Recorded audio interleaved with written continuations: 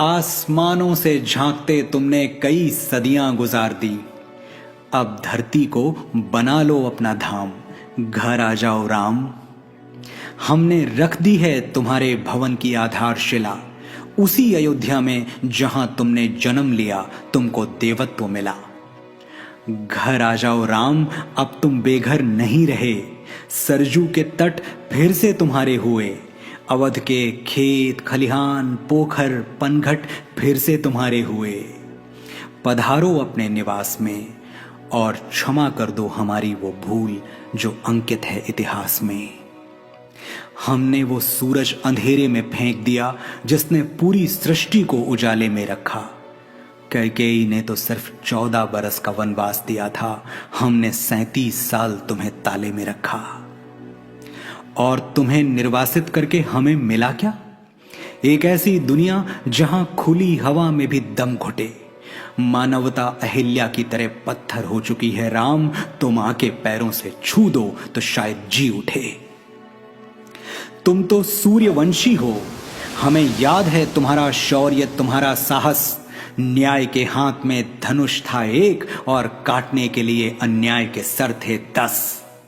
हे महानायक मर्यादा पुरुषोत्तम इक्ष्वाकु कुलभूषण, तुम्हारे बिना फीकी है अवध की शाम, घर आ जाओ राम।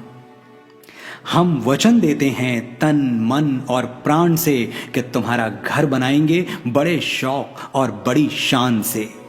दीवारें इतनी मजबूत कि भेदभाव का रावण भेद न पाए, दरवाजे इतने ऊंचे कि ऊंच नीच के दानों से लांघा न जाए। तुम्हारा शयन कक्ष वहां होगा जहां किसी बेबस की सिसकियां नींद में भी सुनाई दें, और तुम्हारी छत इतनी खुली होगी कि तीज का चंद्रमा और ईद का चांद दोनों दिखाई दें। तुम्हारी खिड़कियों पर बैठे परिंदे दोहराएंगे विश्व शांति की सरगम, और महल के प्रवेश द्वार पर लिखा होगा वसुधैव कुटुंबकम। एक आंगन भी होगा, वहां बैठकर गाए जाएंगे कीर्तन भजन और खड़े होकर जन गण मन। तुम्हारी प्राचीरों पर जलती मशालें मौन घोषणा करेंगी कि अब कहीं किसी कमजोर का छप्पर फूंका ना जाए। सीता की रसोई भरी होगी अनाज और अनुराग से, ताकि राम की चौखट से कोई भूखा ना जाए। हमने रख दिया तुम्हारे भवन की नींव में पहला पत्थर, अब और न सताओ धनुर्धर।